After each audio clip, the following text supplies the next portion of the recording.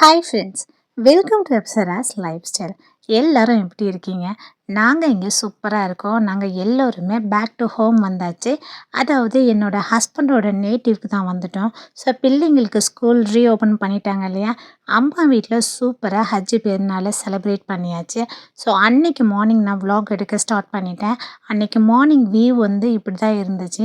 மேகமூட்டத்தோட வானம் பார்க்குறதுக்கே செம்ம சூப்பராக இருந்துச்சு. மாஷா அல்லாஹ். நம்மளுக்கு இப்போ வந்து ஜூலையும் ஸ்டார்ட் ஆக போகுது. அதனாலேயே பார்த்தீங்கன்னா, நம்மளுக்கு இப்போ வெயிலும் நம்மளுக்கு கம்மி ஆயிட்டே இருக்கு. ஸோ 2 மாசமா செம்ம கடுமையான வெயில் எல்லோருமே இத நம்ம அனுபவிச்சிருப்போம். ஸோ இப்போ வந்து வெயில் வந்து நார்மலா ஆயிட்டிருக்கு. நல்லபடியா மழை வரணும்னு நம்ம கண்டிப்பா வந்து ப்ரே பண்ணுவோம். ஸோ அன்னைக்கு மார்னிங் பார்த்தீங்கன்னா, லைட்டா ஒரு வாக்கிங் போயாச்சு. வாக்கிங் வந்து எல்லோருமே கண்டிப்பா போகலாம். குண்டா இருக்கிறவங்க தான் போகணுன்னு அப்படி எதுவுமே கிடையாது. ஹெல்த் ரீதியா நம்ம வாக்கிங் போகிறது நமக்கு ரொம்ப ரொம்ப நல்லது. அன்றைக்கி நான் எனக்காக பிரேக்ஃபாஸ்ட்டாக நான் 3 பாயில்டு எக்கு தான் எடுத்துக்கிட்டேன். ஸோ பாயில்டு எக்கு பார்த்தீங்கன்னா, உங்களுக்கு நிறைய விதத்தில் ஒரு சூப்பரான ப்ரோட்டீன் ஆப்ஷன் மட்டும் இல்லைங்க. நீங்கள் எந்த அளவுக்கு காலையில் நீங்கள் பாயில்டு எக்கு எடுக்கிறீங்களோ அந்த அளவுக்கு உங்களுக்கு ஸ்கின்னும் சரி, உங்களோட ஹேரும் சரி செம சூப்பராக இருக்கும். அது மட்டும் இல்லாமல் நீங்கள் 3 பாயில்டு எக் எடுக்கிறதுனால அந்த பிரேக்ஃபாஸ்ட்டே உங்களுக்கு கம்ப்ளீட்டாக ஆகிடும். உங்களுக்கு மதியம் லஞ்ச் வரைக்கும் பசிக்கவே பசிக்காது. ஸோ கண்டிப்பாக நீங்கள் பிரேக்ஃபாஸ்ட்டாக வந்து பாயில்டு எக்கை வந்து ஒரு ஆப்ஷனாக வச்சுக்கோங்க. ஸோ டெய்லிக்கும் சாப்பிட முடியாதுன்னு அப்படின்னா நீங்கள் மாற்றி மாற்றி சாப்பிட்டுக்கலாம். ஸோ பாயில்டு எக்கு நான் இங்கே எடுத்திருக்கேன். அது மேலே லைட்டாக சால்ட் அண்ட் பெப்பர் போட்டு நான் சாப்பிட்டுட்டேன். ஸோ அன்றைக்கி பிரேக்ஃபாஸ்ட்டு எனக்கு செம்ம சூப்பராக ஃபில்லிங்காக முடிஞ்சிருச்சு. நெக்ஸ்ட் பார்த்தீங்கன்னா, ஆஸ் யூஷுவல் நம்ம ஹவுஸ் ஒய்ஃப்க்கு என்ன வேலை? பால் வரும், பால் காய்ச்சணும். பால் காய்ச்சி அதை ஆற வச்சு மூடி வச்ச பிறகு நம்ம லஞ்சுக்காக ப்ரிப்பேர் பண்ணணும் இல்லையா? ஸோ இங்கே நான் வந்து பசும்பால் தான் வாங்குவேன். அது நிறைய பேருக்கு தெரியும். ஸோ நல்லா சிம்மில் வச்சு காய்ச்சிட்டு லைட்டாக கேப் விட்டு மூடி போட்டிங்கன்னா உங்களுக்கு ஆடை சூப்பராக விழுந்து வரும். ஸோ அது மட்டும் இல்லாமல் இங்கே லஞ்சுக்காக நான் மட்டன் தான் எடுத்திருக்கேன்.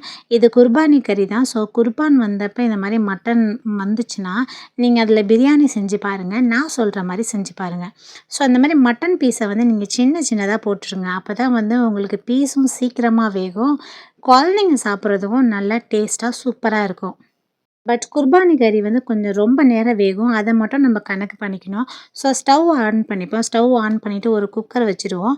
இன்றைக்கி குக்கரில் தான் நான் வந்து இந்த பிரியாணி செஞ்சு காமிக்க போகிறேன். ஸோ அடி கனமான குக்கராக எடுத்துக்கோங்க. ஸோ அதுக்கு தேவையான அளவுக்கு ஆயில் நான் ஒரு 4 டேபிள் ஸ்பூன் அளவுக்கு போட்டிருக்கேன். ஸோ பட்டை 2, கிராம்பு 2, ஏலக்காய் 2 போட்டுட்டு ஸ்லைஸாக ஒரு 2 பெரிய வெங்காயம் வந்து கட் பண்ணி வச்சுருக்கேன். அதையும் சேர்த்துட்டு நல்லா நம்ம பொன்னிறமாக வந்து நம்ம வதக்கி விட்டுக்கலாம். பொன்னிறமாக வதக்கின பிறகு ஒரு 1/2 டீஸ்பூன் காஷ்மீரி ரெட் சில்லியை அந்த எண்ணெயிலேயே நம்ம வதக்கி விடணும்.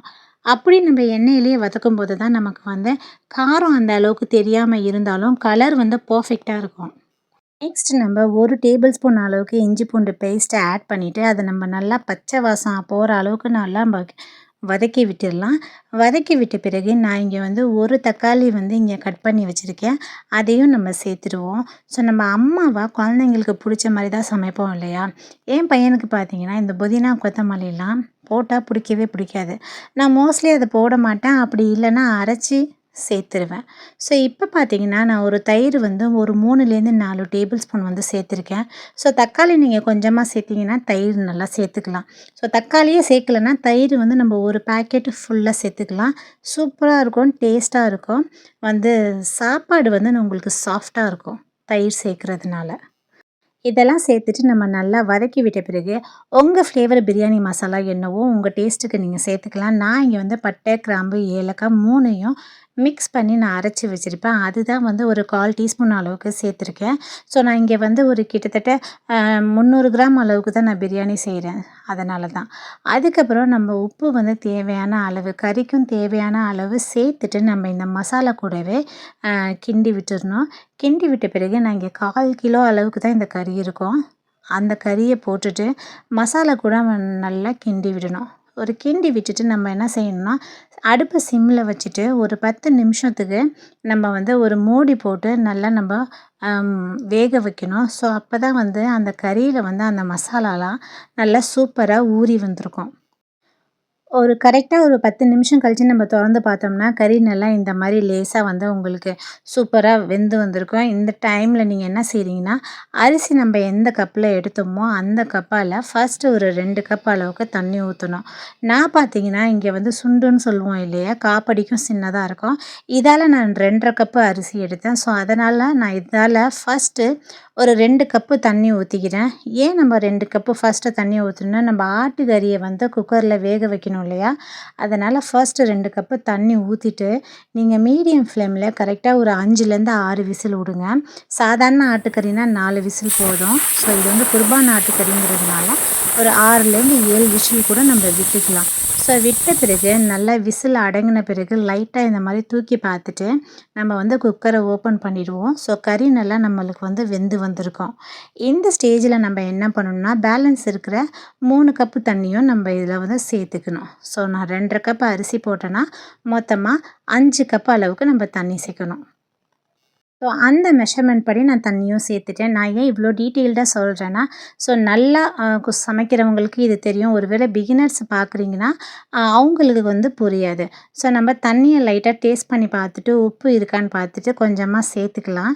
ஸோ தண்ணி வந்து நல்லா கொதிச்சு வந்த பிறகு, நம்ம வந்து நான் ஏற்கனவே வந்து அரிசிய ஒரு 1/2 மணி நேரத்துக்கு முன்னாடியே 2 வாஷ் பண்ணிவிட்டு ஊற வச்சுருந்தேன். அத வந்து நம்ம குக்கர்ல சேர்த்துக்கலாம். ஸோ குக்கர்ல பிரியாணி பண்ணும்போது நெறைய விதமா நம்ம பிரியாணி பண்ணலாம். ஸோ இந்த டைம் நான் என்ன பண்ணியிருக்கேன்னா, இந்த மாரி அரிசிய சேர்த்த பிறகு ஒரே ஒரு கொதி வந்தா போதும். ஒரு கொதி வந்ததுமே குக்கர மூடிட்டு கரெக்ட்டா 2 விசில் விட்டு எடுத்துருங்க. சூப்பரான பிரியாணி உங்களுக்கு ரெடி ஆயிடும். சில டைம் நம்ம என்ன செய்யலான்னா, வந்து அரிசியும், தண்ணியும் ஒண்ணா சேர்ந்தாப்புல வரும்போது நம்ம விசில் விடுவோம். அப்படியும் நீங்க விசில் வைக்கலாம். இந்த மாரியும் நீங்க விசில் வைக்கலாம். பட் நீங்க செய்றது தான் உங்களுக்கு புடிச்ச மாரி உங்களுக்கு எது பெர்ஃபெக்ட்டா இருக்கோ, கண்டிப்பா ட்ரை பண்ணி பாருங்க. ஸோ விசில் விட்டுட்டு ஒரு 20 மினிட்ஸ் கழிச்ச பிறகு நீங்க வந்து குக்கர ஓப்பன் பண்ணி பாருங்க. ஒரு சூப்பரான பெர்ஃபெக்ட்டான பிரியாணி உங்களுக்கு ரெடி ஆயிருக்கும். ஸோ மட்டன் வந்து நம்ம சின்ன சின்ன பீஸா போட்டிருக்கிறதுனால, பிள்ளைங்க வந்து ரொம்ப லைக் பண்ணி சாப்பிடுவாங்க. சின்ன பீஸா இருக்கிறதுனால, அவங்க வந்து கறிய பிச்சு எடுக்கணும்னு அவங்களுக்கு வந்து சிரமமாவே இருக்காது. ஒருவேளை நீங்க ஸ்கூலுக்கு லஞ்சா குடுக்குறீங்கன்னு வச்சுக்கோங்களேன், மட்டன் பிரியாணின்னு மட்டும் இல்ல, சிக்கன் பிரியாணியா இருந்தா கூட நீங்க சின்ன சின்ன பீஸா போட்டு பிள்ளைங்களுக்கு லஞ்ச் குடுத்து விட்டீங்கன்னா, அவங்க ஒரு வாய்க்கு ஒரு தொட்டுக்கங்கிற மாரி ஒரு பீஸ் எடுத்து சாப்பிடுவாங்க. அவங்க சிரமப்படாம சாப்பிடுவாங்க. கண்டிப்பா ட்ரை பண்ணி பாருங்க. இந்த மட்டன் பிரியாணி அவ்வளோ சூப்பரா இருந்துச்சு.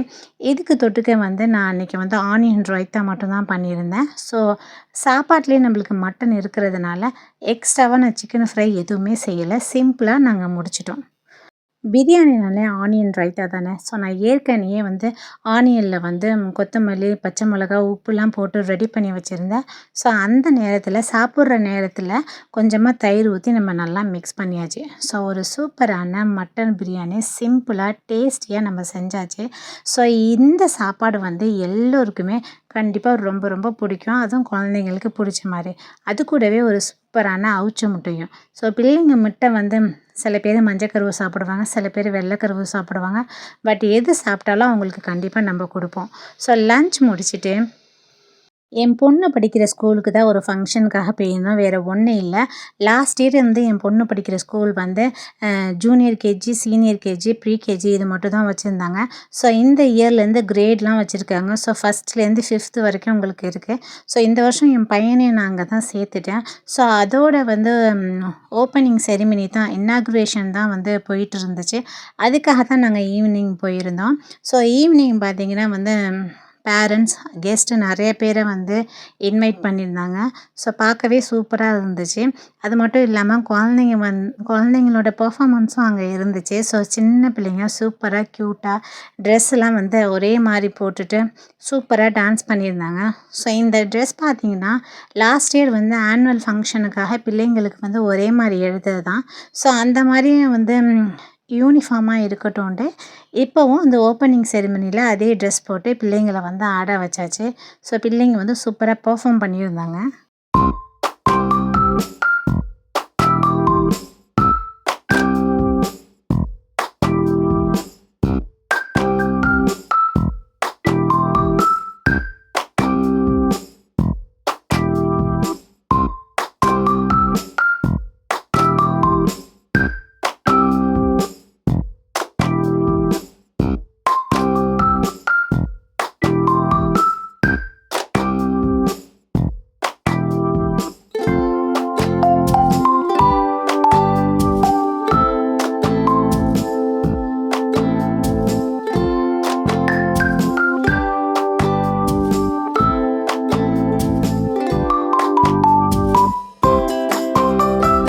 ஸோ என்னோட பையனுக்கும் ஒரு சின்ன ஸ்பீச் ஒன்று இருந்துச்சு. ஸ்கூல் பற்றி தான் பேசியிருந்தாரு. அபவுட் ஸ்கூல் எப்படி பிடிச்சிருக்கு, ஸ்கூல் வரத்துக்கு எப்படி பிடிச்சிருக்கு, டீச்சர்ஸ் எப்படி இருக்காங்க, அதை பற்றிலாம் பேசினாரு.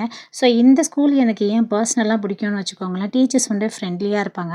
அது மட்டும் இல்லாமல் சின்ன பிள்ளைங்களுக்கு இப்போவே அவங்க வந்து மைக்கு கொடுத்து ப்ராக்டிஸ் பண்ணுவாங்க.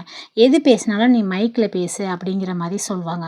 ஸோ அது வந்து one of the most important திங்க்குன்னு நான் சொல்லுவேன். ஏன்னா ஃப்யூச்சரில் அந்த பிள்ளைங்க வந்து எந்த ஒரு இடத்துலையும் பேசணும்னு நினைக்கும்போது அந்த ஃபியர் இல்லாமல் தைரியமாக இருப்பாங்க.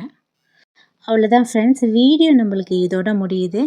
தேங்க்யூ ஃபார் வாட்சிங் திஸ் வீடியோ.